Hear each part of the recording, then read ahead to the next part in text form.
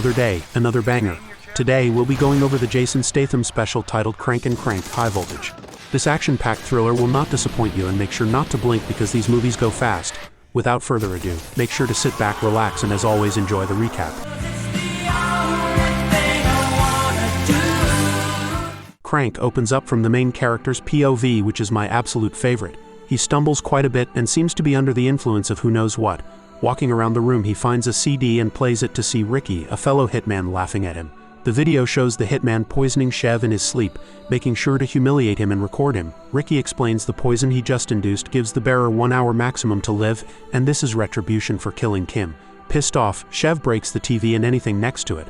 Knowing he has 1 hour to live at the best, he sprints out of his apartment and into his car. Ignoring everyone around him, he drives his 1971 Buick Riviera out of the lot and into the street. His heartbeat becomes quite ecstatic, and knowing he is about to die, he calls up his girl named Eve, but she doesn't answer. He then calls his doctor, and the receptionist answers and has no idea where her boss is, but we get to see he's having an awesome time. Leaving his name down for when the doctor comes in, Chev's vision becomes blurry, and his heart slows down, but he cranks the accelerator to keep his adrenaline up. Calling up Kalo, his street informant, Chev wants him to put the word out to find Ricky. Our man then heads to Orlando's hood and looks like he's coked up. He goes inside and grabs the club's owner, Orlando, and takes him to the bathroom. He wants to know where Ricky is, but Orlando has no idea where the man is. Just then, Orlando's crew come in and all hold weapons on Chev. The white man is cool. Hey, y'all like them Somalian. Discuss this shit in a civilized manner. Where's Verona? Don't try to. Easy. Ricky Verona. Ricky Verona still owes me $7,500. How can I help you? Just give me some coke, okay? What you think every brother's carrying? Is that it? You saying this is medicinal use coke? Is that what you're saying? That's right. That's enough.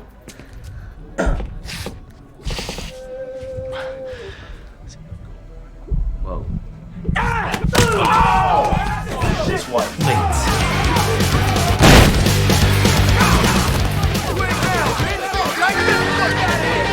Once he's out, Ricky gives Chev a call and is surprised he is still alive. Promising to look after Chev's girl when he is buried, Chev tells Ricky that once his boss Carlito knows Ricky was behind the killing, he will join Chev in the ground. Just then, the cops get behind Chev and demand him to pull over.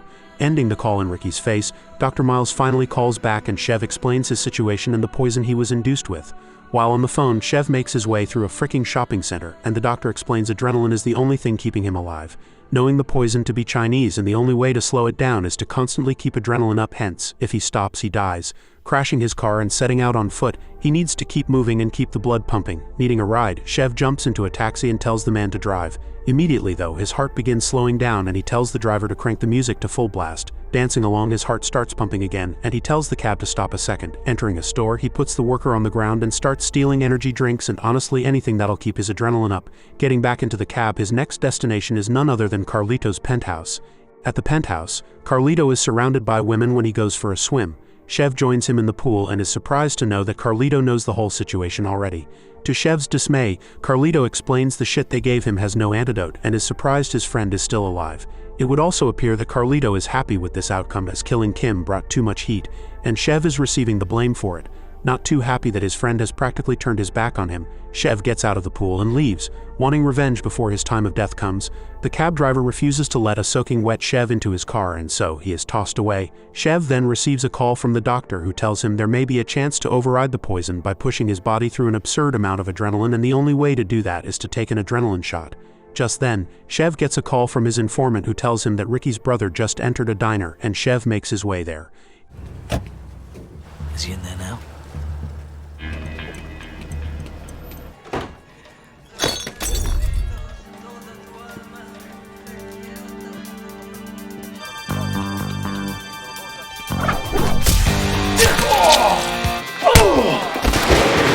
Where's your fucking brother?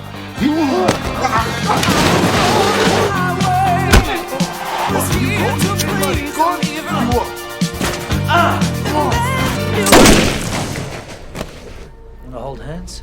Searching the corpse, Chev grabs the man's phone and calls his brother. Once Ricky answers, he loses his temper at the fact that his brother is a dead man. Ripping the corpse's necklace off, Chev mocks Ricky, who is regretting his method of poison instead of just killing his target. Once the call ends, Chev goes straight to the hospital and asks the pharmacist if he can get some epinephrine. The lady tells him no, but a random tells him to use a nasal spray which has epinephrine in it. Ripping like 10 of them, he begins using them until the cops take notice and start looking for him.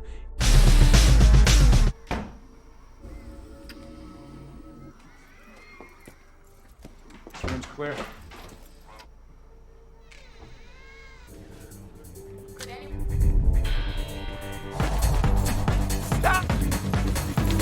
I know you motherfuckers have epinephrine. Tell me you got epinephrine in this fucking car. I understand English. I just don't know which one it is. I have it. Give me a second here.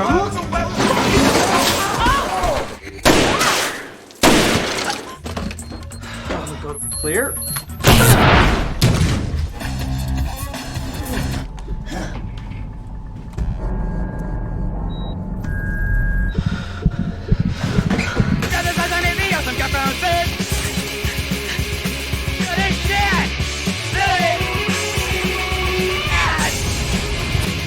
Stimulation of your blood vessels. That shit'll be out of your system in 30 minutes, but doesn't kill you first. I'll call you when we land.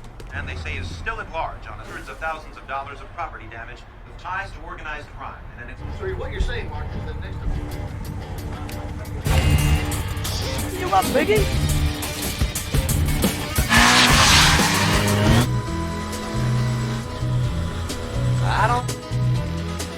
I can't.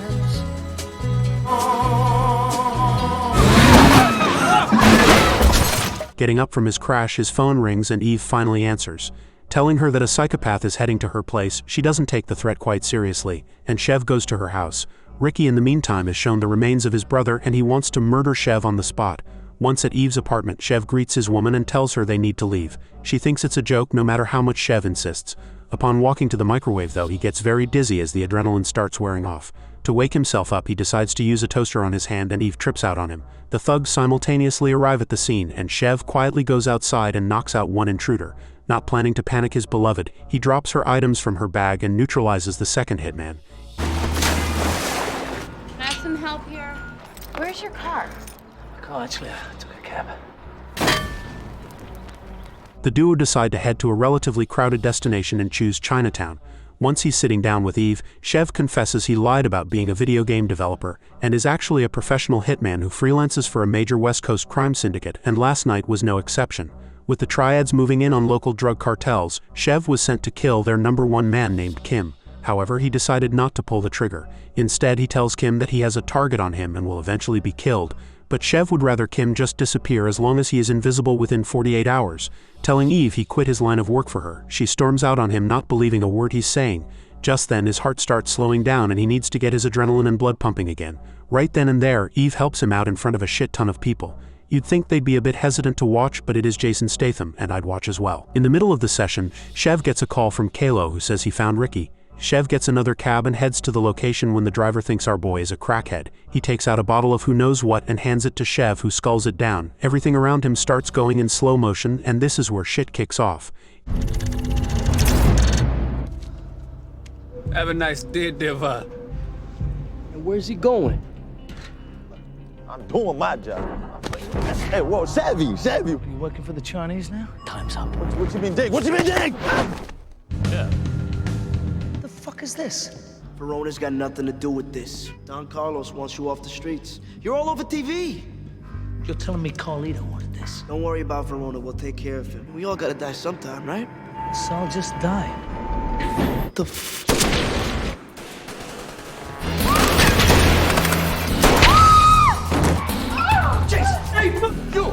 To him like that, my boyfriend kills people.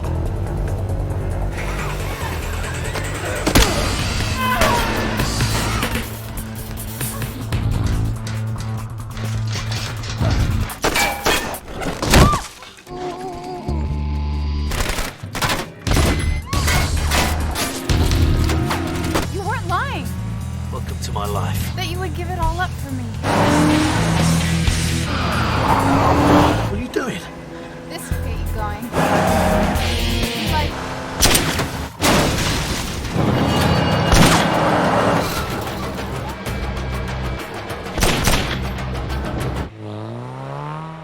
Once the ordeal is over, Chev and Eve drive around and stop by a hardware store. Chev goes inside, barely able to walk, and heads to the nail section. Eve follows him inside to see Chev trying to wake his leg up. The doctor finally calls Chev and tells him to come to the office now. Once he gets there, the women sit and wait while the men attempt to fix Chev, patching up his leg and whatnot. The doctor is trying to fight the poison but tells Chev he will eventually go into a coma and die at some point. Asking if he'd like to pass away in a peaceful way, Chev refuses the offer and asks for 1 hour. Ricky, in the meantime, watches the TV and how Chev has made the streets more chaotic than ever. Chev gives Ricky a call and asks if he wants to make a deal. Ricky's dead brother's necklace for the cure. Ricky agrees and they make arrangements for a meeting point.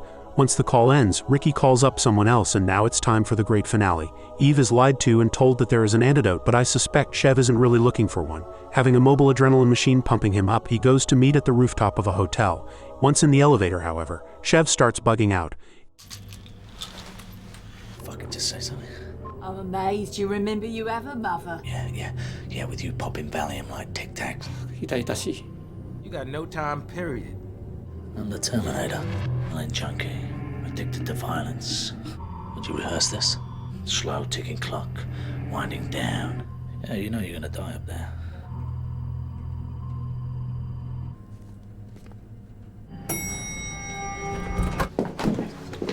Being escorted to the final boss without any weapons, it would appear that Ricky is teaming up with Carlito, who removes Chev's adrenaline shot. Chev knows he needs to spice things up a little and calls Ricky a good little boy and a good little puppy. When Ricky loses it, Carlito shuts him up and tells Chev this isn't personal. Chev starts tripping out hard and loses his grip from reality. Just when all seems lost, Kim returns to pay Chev's kindness, and a shootout kicks off. Within minutes, SWAT is called on the site, and the madman who we know as Chev is said to be the key instigator.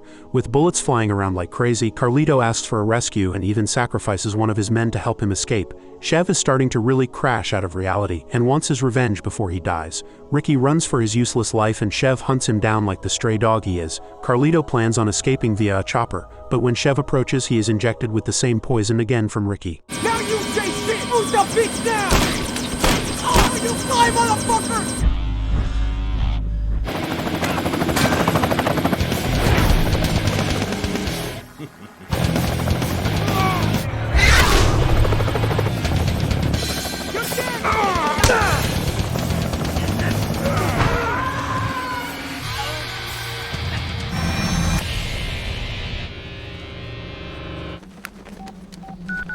Can you leave a message?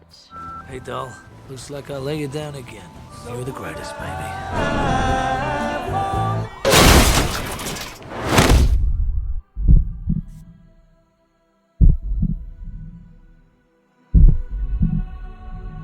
Crank High Voltage opens up right away, showing Chev smacking a car and onto the pavement. Still alive, a van passes by and the thugs throw Chev in their car and drive away. The media quickly report the incident, and according to 12 eyewitness testimonies, a man fell from the sky and was then removed from the scene. Chev, in the meantime, is under a surgery table where a couple of surgeons from the Chinese triads operate on him. The idiots begin fighting one another and accidentally drop a pair of scissors inside Chev. They then remove the powerful and beautiful heart of Chev and give him a weird artificial heart. A couple days later, Chev is accidentally awoken from his slumber and he hears the doctors say the boss wants to keep him alive long enough to also take out his other organs. But before they can do anything, Chev gets out of his chair and kills the lunatics on the spot. Realizing that they took out his heart and put an artificial one inside, Chev grabs some clothes and walks into the sunlight. Knowing he is currently hooked to a machine, he calls Eve and she doesn't answer once again. You lost?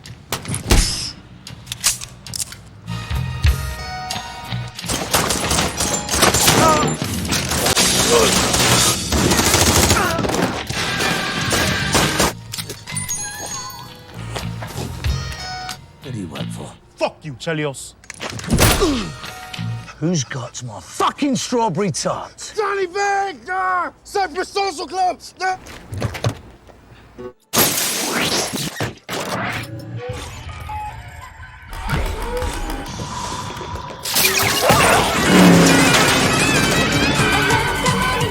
Needing help once again, Chev calls his doctor, who is in shock that Chev is still alive. Explaining the artificial heart, the doctor tells him to not do anything strenuous, and that the heart has an internal battery once the external one dies. Once the internal battery turns on, the user has 1 hour, and it charges wirelessly through 2 coils, one internally and one externally. All Chev understands is that he needs to keep his body constantly charged. The social club is, do ya? Don't you tempt me, fucker.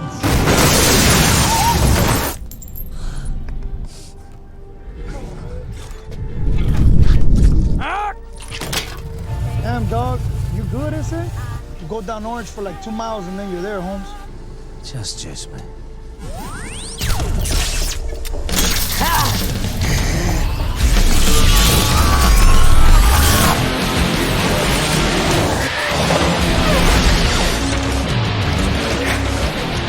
¿Dónde está la social club? This is a fucking social club? You Johnny Vang?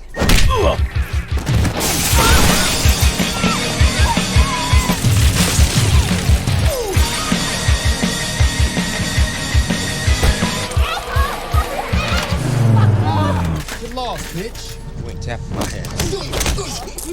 Thanks.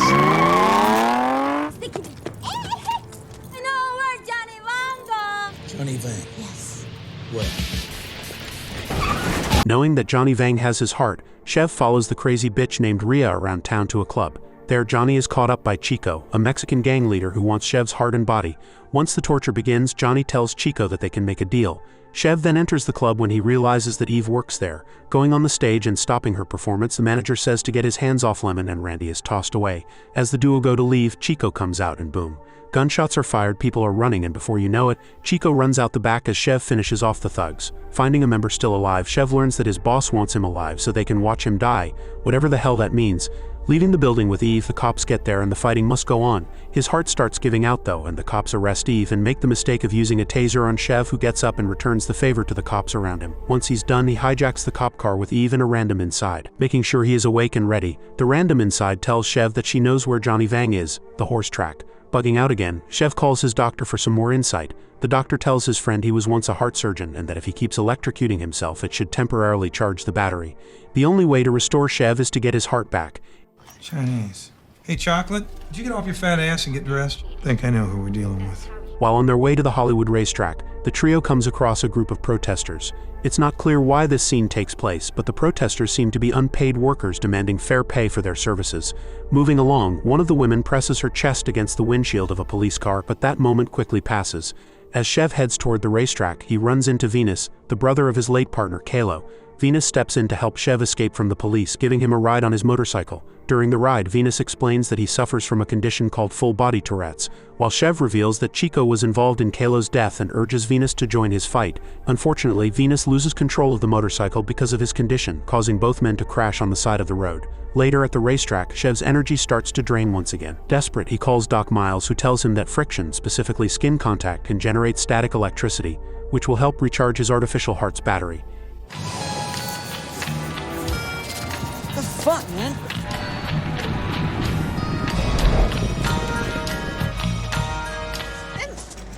Chev!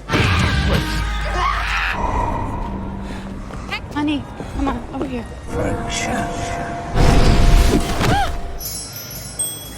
Needing human friction, Eve can easily do that, and somehow the two duds end up on the horse track. However, that isn't enough to stop them, and as the horses come, the crowd cheers the duo on. Johnny Vang also celebrates until Chev spots him and immediately starts chasing him. Johnny takes off and calls up his crew to help him escape.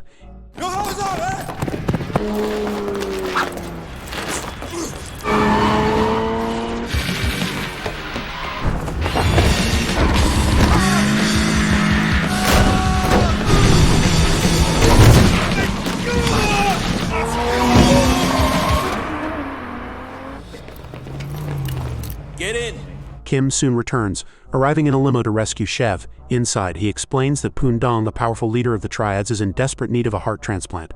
Poon Dong has chosen Chev's heart, believing it to be the strongest since Chev survived the deadly Chinese poison back in the first movie. Kim also reveals El Huron's involvement in the scheme. However, when Chev attempts to leave, Kim admits that his true plan is to hand Chev over to Poon Dong in exchange for a reward. A brutal fight breaks out inside the limo.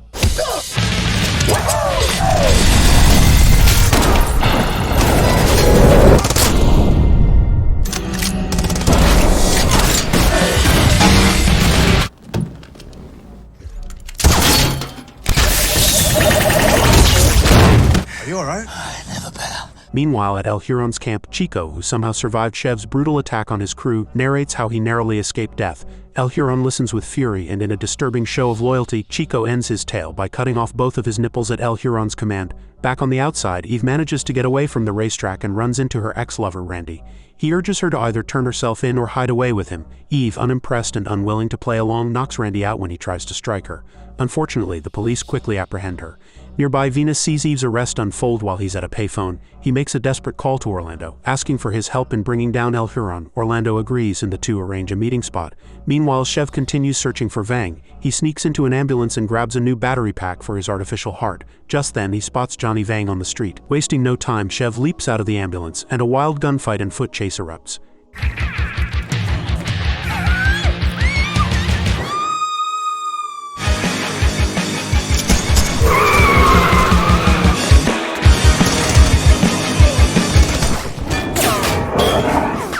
Choice to confront your issues. Having a really bad day. Is the first day of the rest of your life. I'm done with fear.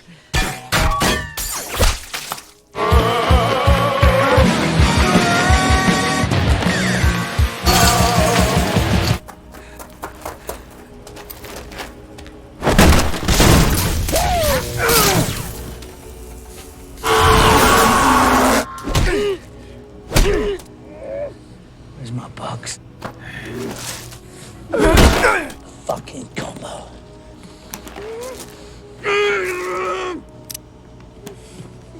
This isn't my fucking papa! What kind of sick freak carries something like this around in him? You got some deep problems. Chev gets on the phone with Doc Miles and learns the doctor's assistant discovered that his heart was transplanted nearly 3 weeks ago into Pundong. As Chev lifts Vang up and jokingly shoots his prisoner, Vang's head is blown open. Chico then emerges and knocks Chev out on the spot. In the next scene, we see a heart beating strongly inside a chest. The chest belongs to Pundong. Overjoyed with his new heart, he even dances to its rhythm and spots dark chocolate along the way, and the two disappear together into a building. Meanwhile, Chev has been thrown into the trunk of a car. While unconscious, he slips into a memory. We see a young Chev with his mother appearing as guests on a talk show. The host and audience examine Chev's troubled childhood, pointing out that he was a difficult child who committed various crimes. The host presses his mother, trying to uncover the reasons behind Chev's behavior. Just as the show heads into a break, Chev snaps back into the present.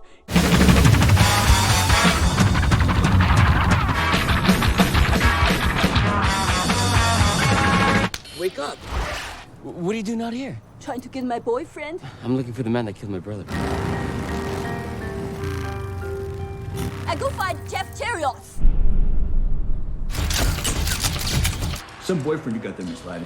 Meanwhile, Eve is taken in by the police and interrogated about Chev's whereabouts. She doesn't give them what they want, and before long, she makes bail and is released. Over on Catalina Island, Chev is delivered to El Huron, but not before Chico and his men brutally torture him.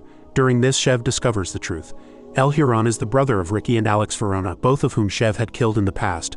El Huron, filled with rage, reveals Ricky's severed head preserved inside a fluid-filled container. He explains that the head is being kept artificially alive, not permanently, but just long enough for Ricky to witness El Huron take Chev's life. Carlo never wanted my money, Chelios. Technology to keep his brain alive. Run! Yo, Barry!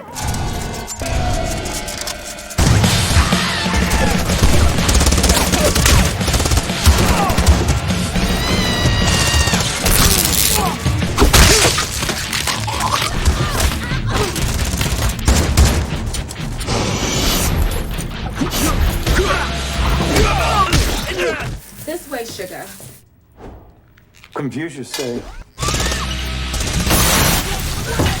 Why do we go on like this, Ricky?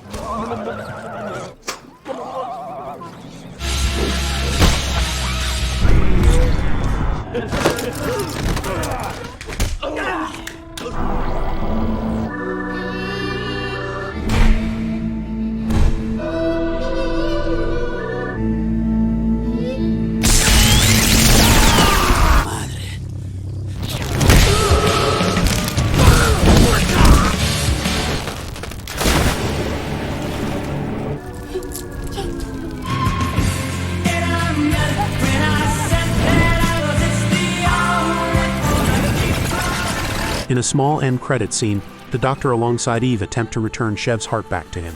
Just as they think he is dead though, our boy opens his eyes. Thanks for watching until the very end as usual. I always appreciate your love and support, and I'll catch you on the next one.